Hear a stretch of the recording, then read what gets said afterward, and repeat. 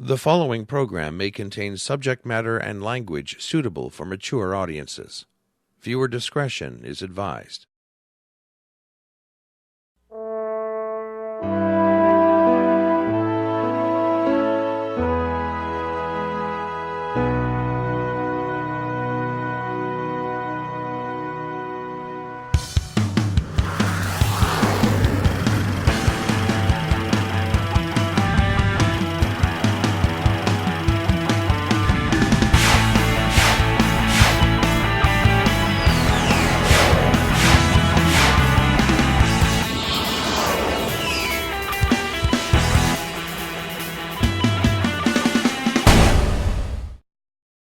And welcome back to another edition of the Meltdown. He's Jeff. He's Norm. Today we're talking about kids and Pets. That's right.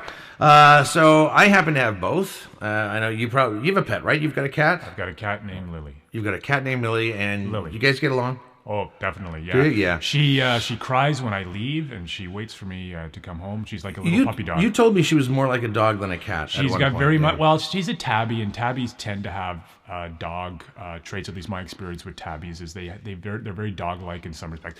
There's times when she's definitely a cat. She cleans herself and does cat things, but there's other times she's got the loyalty of a dog. Cat things, like yeah, well, you know. Yeah, she opens up bank accounts when I'm not aware about it, and she's always trying on my clothes. You know, cat things. She's very intelligent. Yeah. So today we're going to be talking about kids and pets, as I said, and we're going to be in our fun facts going to be looking at some interesting facts about kids and some interesting facts about pets. And of course, Lou Saracino is here to give us his take on kids and pets, and then for stupidness, we're going to be looking at some stupid kids and stupid pets. And yes, apparently they're plentiful. So let's kick the show off the way we always do with some Meltdown fun facts. All right, if you're all ready for this, Jeff says he is. We have 10 interesting facts about kids. Here's the first one. 70% of African American children and 58% of Hispanic children don't know how to swim. African American children drown at a rate nearly 3 times higher than white children. Yeah, that's very sad. That is very sad. Here's another fact. A former bonded child laborer from Pakistan escaped the carpet factory at the age of 10, helped free over 3,000 kids from slavery, helped bring down the Pakistani carpet exports by $34 million before being murdered at the age of 13. So I was going to say that's all awesome stuff up to the last part. Then that last part's not very awesome. So should have tried a little bit harder. Here's another one. Researchers polled 250 children regarding their opinions on clowns, and all 250 of them reported they found clowns frightening. They are. They're just fucking weird. Yeah. Here's another fact. When researchers offered kids broccoli or a chocolate bar, 4 out of 5 kids picked the chocolate. But when an Elmo sticker was placed on the broccoli, 50% chose the broccoli. Broccoli is the healthiest food in the world, by the way. Is it? In my opinion, it is. Yeah. Okay. I've heard everybody you talk to has a different healthiest food in the world thing. Yeah. Well, broccoli, you can't go wrong with broccoli in terms of being good for you. Anyways. Okay. Here's another kid's fact. It's illegal for kids 16 and under in South Korea to play video games past midnight. Wow. There you go. Does it automatically shut off at midnight? I don't know. Here's another one. By age 4, children in welfare homes have heard on average 32 million fewer words than children in professional homes. Here's another fact. Most Japanese schools don't have janitors. Instead, children do the cleaning daily as part of a practice rooted in Buddhist traditions that associate cleaning with morality.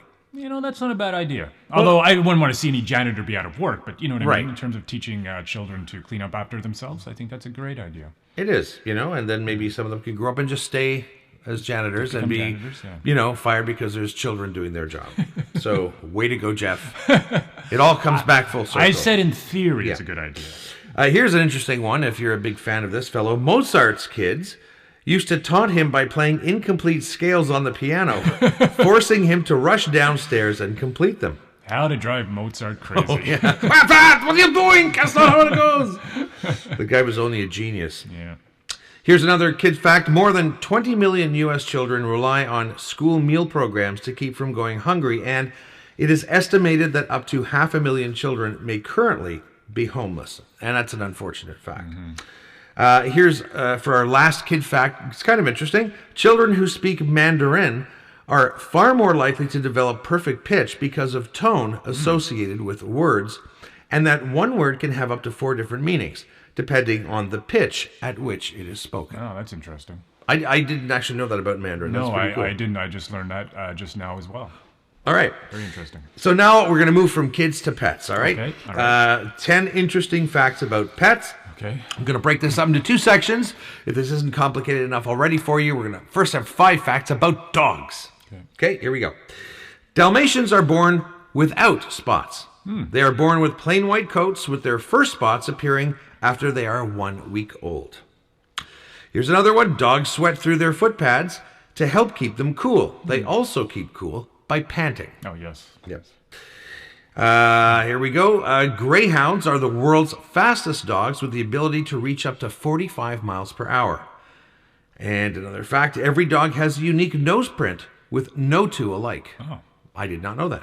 neither did I. Our last dog fact, the Basenji, an African wolf dog, does not bark in a normal way, but may yodel or scream when excited. I wonder what that would sound like. I can only imagine in my head. I don't know. That sounded more like a cat, actually. Yeah. Speaking of cats, now the next 5 animal facts are on cats. Okay. Number 1, cats have 32 muscles in each ear. Wow. Cats have 4 rows of whiskers. Cats have no collarbone, which is one reason they are so flexible. Cats spend approximately 30% of their waking hours grooming themselves. And American Shorthair is the designation reserved for pedigreed cats, while similar-looking cats of mixed or unknown origins are called domestic Shorthairs. Oh, okay. Yeah. So what do you think of that? That's very interesting. I kind of knew that, but that Yeah. kind of puts it in a more clear, concise way. For Yeah, me. some interesting things. Yes. The one thing there's many I didn't, but the one thing I really didn't know was about the Dalmatians, because you always assume they're born spotted already. So I did not know that. yeah, that's kind of cool. So if you have a white dog, it's a little newborn white dog, you don't know what make it is, give it a week. It's either dirty or it's a Dalmatian. Okay, and let's now go to Lou Saracino's take on kids and pets with a Meltdown Minute with Lou.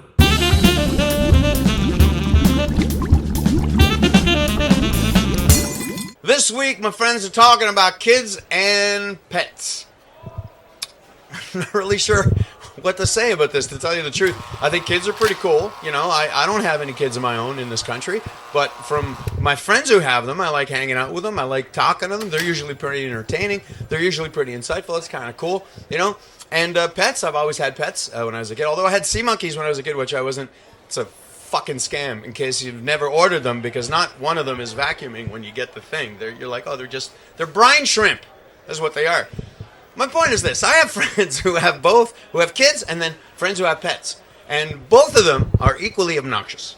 And what I mean by that is the ones who have pets are always saying to the ones who have kids, oh, I know what it's like because I have a pet. To which I would answer, if I were the ones who have kids, shut the fuck up. Because that's not the same thing at all. First of all, when you're old and retired, your dog or your cat is not going to take care of you, hopefully, in your old age. And in fact, your cat will probably eat your face. Thank you, Lou. And now for some Meltdown stupidness. So we've got 2 parts in our stupidness. The first one is people and the most stupid things they did as children. Okay? And then we'll tell you what part 2 is when we get to it. Here we go. And these are actual people who were asked the question, what was the dumbest thing you ever did as a kid? Right. These were their answers. Okay. Number 1, my shining moment was when I was like 4. I put floaties on my feet and jumped into a pool thinking I'd walk on water. I almost drowned. Yeah. Here's another one. When I was in elementary school, I followed through on the for a good time call posts on the bathroom wall and left a message with our house number and my name. I got the whooping of a lifetime, I imagine. Here's another something else someone did. I accidentally told my mom the wrong place to pick me up from basketball practice, the 5th grade. Tried walking home in a thunderstorm. It was much farther than I thought, about 3 miles.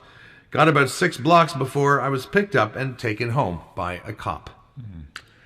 Here's something else someone did when they were a kid. I used to dump cups of water on the ground outside, hoping it would evaporate the rain so I wouldn't have to go to dive practice.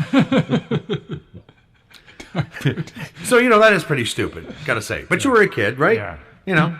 Kids can be stupid. Yeah. Here's something else someone did. Someone made fun of me crying, so I went home and put L'Oreal No Tears shampoo in my eyes. You're going to have clean eyes, but it's going to sting. It's going to sting. You're going to have way more tears. Never mind, no more tears. Okay, here's something else somebody did when they were a kid. Got my head stuck in a Barbie house. I wanted to see what it was like from her point of view. Okay. It is what it is. Yeah. Something else someone did, a stupid thing they did as a kid. In 5th grade, I was trying to dig a hole in a playground snowbank to the mulch below. The hole was getting too deep to dig from the sides, so I dived headfirst into the hole. I basically crumpled at the bottom, legs flailing about in the sky, until a friend pulled me out. So he probably looked like a cartoon when you see somebody stuck in a hole. Yeah. Here's another one. My sister said my eyebrows were too wide, so I shaved half of them off. Took me months to grow back. Right? Yeah. And here's the last one. People were asked, what's the dumbest thing you ever did as a child? And these were their responses. I like the taste of junior aspirin, so when I was 4, I convinced my older sister to climb up and reach the bottle for me from where it was hidden. The stomach pumping that followed was horrific, but I got a magic roundabout jigsaw in hospital. So there you go. And that's it for adults. So Jeff, if I asked you a question, if I said, do you think can animals be stupid like some humans? Yeah. Is it possible? I suppose. Okay, well, let's find out. All right. We've got for you people with pets that aren't very bright. Okay. And so, again, people were surveyed and asked, do you have a stupid pet? And if so, why? And here are the answers. Number 1, I had a farm cat when I was a teenager that loved to climb up and sit on the roof. Problem was he had the habit of rolling over for a tummy rub whenever he saw a person. So it was a distressingly common occurrence to walk near the house and have him roll right off the roof. You'd think after the first 3 times he'd have learned, but no, he lived a long life despite himself. Imagine seeing Fluffy on the roof. Yeah. Thud. Hopefully somewhere soft he landed. Yeah, well, at least it was a farm, so chances are there's a lot of grass. Yeah. Here's someone else's stupid pet story. I have a 6-year-old cat that still doesn't know how doors work. When you open the door to let her out, she runs behind it and tries to go through the crack by the hinges. She'll stand there meowing at you like, I can't fit through here, do something. Well, there's a little opening. Yeah, but still. Here's another stupid pet story. My dog likes to play fetch with tiny objects. She's brought me a blade of grass, a tiny stone, a blossom, a seed, stuff so small that it just sticks to her tongue, and she has to lick you a few times to get it to stick to your leg. Then she just nudges it until you attempt to throw it. I can't imagine playing fetch with a seed. I just can't. I mean, where could you throw it? It goes 2 feet. All right. Here's another stupid pet story. I once had a dog that would spend all day chasing shadows with reflections on the walls. When he caught them, he would just sit and lick the wall. He could have easily licked the wall for hours on end. Here's another one. My sister is a veterinarian, and they once had an office dog named 38 Cents because that's how much change they recovered from his stomach. So this dog used to eat money. Mm-hmm. A money dog. Money dog. Love me a money dog. Bring home some money. All right, here's another stupid pet story. So far, my cat Jack has fallen headfirst into a kitchen trash can and a toilet, fell off a windowsill after biting his tail, tried to jump on my bed like it was a trampoline, only to fall off the bed, and get his head stuck in a glass of beer, get his fat ass stuck in my boot, long story, and get the shit kicked out of him by Misty, my other cat, because she caught him sleeping on her favorite cat bed. So this cat Jack doesn't sound too bright at all. Nope. Gotta say. Okay, here's another stupid cat story. My little cat got stuck under the couch because she forgot how she got under there. I had to rescue her because she wouldn't stop screaming. She's beautiful and very sweet and loving, but the inbreeding shows.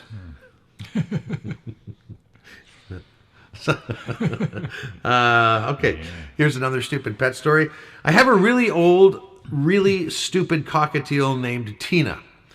Every Monday when the garbage truck comes, the noise of it wakes her up, but because the cover is over the cage, she can't see anything, and so she starts screaming. It's like she's thinking, oh shit, I've gone blind. She likes to waddle around the floor with my other cockatiel, Alex, who is her mate. But she'll walk behind the curtain and then freak out because she can't see Alex and thinks he's vanished. So she starts screaming again. She likes to chew through perches while she's standing on the perch. This weekend, I bought a new doormat for the balcony, but I can't use it because for some reason, Tina thinks this fucking doormat is the most terrifying thing in the world. She just froze in place with her crest up and wouldn't move until I took the doormat away. You know what's funny is that, unfortunately, you can't get into a pet's head. Like, you can't really, truly understand what's going on for them.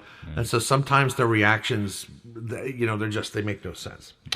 Our second last stupid pet story. My dog continuously, usually more than once a day, almost every day for years, goes into a room, closes the door, and then a few hours later barks at us to open it. She hasn't learned yet. So you gotta understand, the dog closes the door and then says, hey, let me out. That's pretty stupid. All right, here's one that made me chuckle just because it uses one of my favorite words in the English language. My cat won't use the litter box. He poops in the potted plants around the house. But not the real ones. He only poops in the fake plants. And that's why his name is Dipshit. So someone named their cat Dipshit. That's one of my favorite words. I like that. You dipshit. I don't know why. What it is about that word, Jeff? I haven't heard that word in a while. I really like it. I think it says an awful lot. It really does. Like dipstick, but not quite the same. Exactly, but a little shittier. Yeah. So there you go. Stupid kids, stupid pets. I mean, what are you going to do? And you know what? It almost stands to reason, right? With every kind of life form that exists, you're going to have some really intelligent ones, some average intelligent ones, and then you're going to have some stupid ones. Right. I think but it's hard to, in a way, to think of an animal as being stupid. But I guess it can happen. Well, that brings us to the end of another gosh darn exciting episode. I hope you enjoyed it. I had a lot of fun. And next week, all right, dig it, we are going to be talking about virtual reality.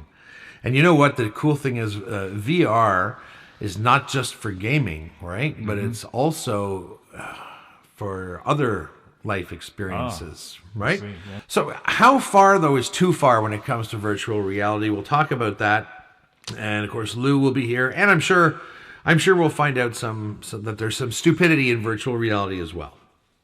Possibly. Quite possible. Most definitely. So, most definitely. So, until next week, I'm Stupid Norm. And I'm Stupid Jeff. And this has been the Stupid Meltdown. We'll see you.